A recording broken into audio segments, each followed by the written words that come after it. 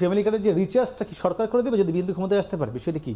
হ্যাঁ, ওই কার্ডের বিনিময়ে আপনি বিভিন্ন বেনিফিট পাবেন। আমরা যে শুরুতে যেতে চাই মারুফ ভাই আপনার কাছে, আপনার মাধ্যমে আমরা জানতে চাই, আজকে আমরা দেখলাম বিএনপির চেয়ারম্যান তিনি কড়াইল বস্তিতে গিয়েছিলেন। বাংলাদেশের সাবেক তিনবারের প্রধানমন্ত্রী বেগম খালেদা জিয়ার একটি মিলাদ মাহফিল ছিল সেখানে, তারা সেখানে আয়োজন করেছেন। তিনি এই মুহূর্তে আরেকটি আয়োজনে আছেন বনানীতে। তো সেখানে তিনি আমরা দেখলাম একটি ফ্যামিলি কার্ড দেখাচ্ছিলেন ওখানকার মানুষকে, যে যারা করাইল বস্তিতে রয়েছে তাদের জন্য বলেছে যদি তিনি সুযোগ হয় তিনি এই সুবিধাটা দিতে চান। তিনি সেখানে বলেছেন করাইলবাসীর জন্য বসবাস করতে ফ্ল্যাট বরাদ্দ দেওয়া হবে তিনি যদি সুযোগ পান, তিনি সেটি সেখানে বলেছেন।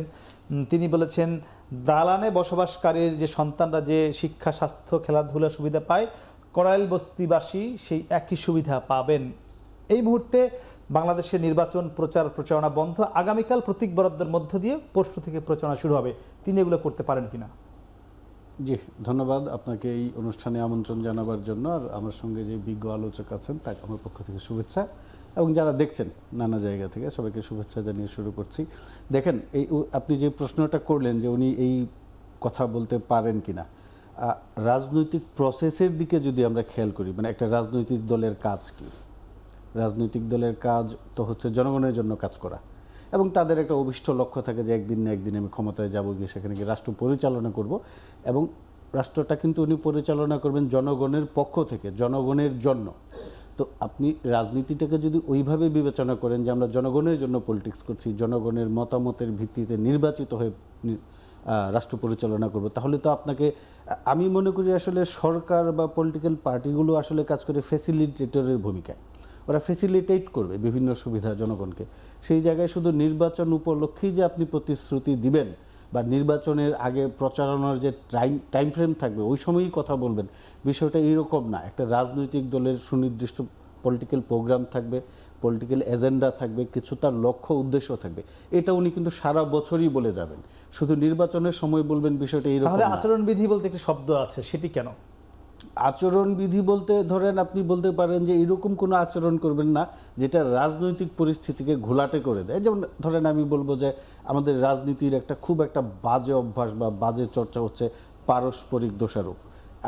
আমার কাজ কিন্তু একজন রাজনৈতিক কর্মী হিসাবে, মানে আমি না আর কি, আমি বোঝাচ্ছি আর কি, যে যিনি রাজনৈতিক কর্মী হিসাবে কাজ করবেন তার কাজ কিন্তু বিরোধী পক্ষ বা অপর পক্ষের সমালোচনা বা গালমন্দ করা না। তার কাজ হচ্ছে আপনি ক্ষমতা গেলে কি করবেন, আপনি রাষ্ট্রটা কিভাবে পরিচালনা করবেন, জনগণের সুযোগ সুবিধা নিশ্চিত করবেন। রাজনৈতিক দলগুলো আসলে কি এজ এ ইনস্টিটিউট বা ইনস্টিটিউশন, তারা কিন্তু সংঘবদ্ধ হয়েছে, একত্রিত হয়েছে জনগণের পক্ষ থেকে। এই কথাগুলো বলবার জন্য নির্বাচন কমিশন 22 জানুয়ারি থেকে 10 ফেব্রুয়ারি পর্যন্ত সময় বেঁধে দিয়েছে। তখন এই কথাগুলো বলবার কথা। একটু বেশি জানতে চাই, আপনি যেহেতু বিএনপির সঙ্গে বুদ্ধি পরামর্শ দিয়ে থাকেন, আমরা জানি, আমরা সেই ফ্যামিলি কার্ড নিয়ে আসলে কি বুদ্ধি দিচ্ছেন আপনারা? কি হবে এটি, কতটা বাস্তবসম্মত? শেখ হাসিনা এমন অনেক প্রতিশ্রুতি কিন্তু দিয়েছিল জনগণকে। এইটা ধরেন ফ্যামিলি কার্ড বলতে আমি জানি না এটা কি আপনাদের ধারণা আছে। এইটা ফ্যামিলি কার্ডটা উনি যেটা বলছেন বিএনপির চেয়ারম্যান সাহেব বা বিএনপির পক্ষ থেকে বলা হচ্ছে বারবার যে এই কার্ডটা দেয়া হবে বাড়ির যিনি মা বা মহিলাদেরকে কিন্তু কার্ডটা দেওয়া হবে, এবং সেইখানে কিছু বেনিফিট থাকবে। সেখানে ফাইন্যান্সিয়াল বেনিফিট থাকতে পারে, আপনার ফুডিংয়ের কিছু সাপোর্ট থাকতে পারে, নানা ধরনের সুবিধা থাকবে। তো এইটা দিয়ে আমরা তো বাংলাদেশে কিন্তু যারা গরিব বা দুস্থ আছেন বা যাদের প্রয়োজন আছে তাদেরকে কিন্তু পূর্ববর্তী সরকারগুলোও কিন্তু নানা ধরনের সাপোর্ট দিয়েছে।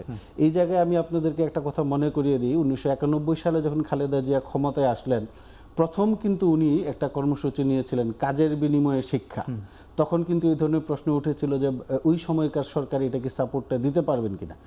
ওটা ছিল হচ্ছে যে আমাদের তো ড্রপ আউটের হার বেশি ছিল ওই সময়। তো যারা হচ্ছে স্কুলে যায় না, মাঠে বা বিভিন্ন রকম শ্রমে নিয়োজিত হয় যেসব শিক্ষার্থীরা বা শিশুরা, ওই সময় বিএনপির প্রোগ্রাম ছিল যে ঠিক আছে তুমি স্কুলে ব্যাক করো, ওই সময়টাতে তুমি কাজ করে যেই পরিমাণ অর্থ পাও ফ্যামিলিকে সাপোর্ট দেওয়ার জন্য, ওই পরিমাণ অর্থের খাদ্য সহায়তা আমরা তোমাদেরকে দিব। তারপরে ওনারা, আমি শেষ করছি আরেকটা কথা বলে, আরেকটা উদাহরণ একটু বলবেন যে এই ফ্যামিলি কার্ডের যে রিচার্জটা কি সরকার করে দেবে যদি বিএনপি ক্ষমতায় আসতে পারে, বিষয়টা কি? হ্যাঁ, ওই কার্ডের বিনিময়ে আপনি বিভিন্ন বেনিফিট পাবেন। রিচার্জ মানে টাকাটা দেবে বিএনপি সরকার যদি ক্ষমতায় আসতে পারে। বিএনপি সরকার না, জনগণের সরকার, জনগণের সরকার যদি সেটা বিএনপি আসতে পারে। জি।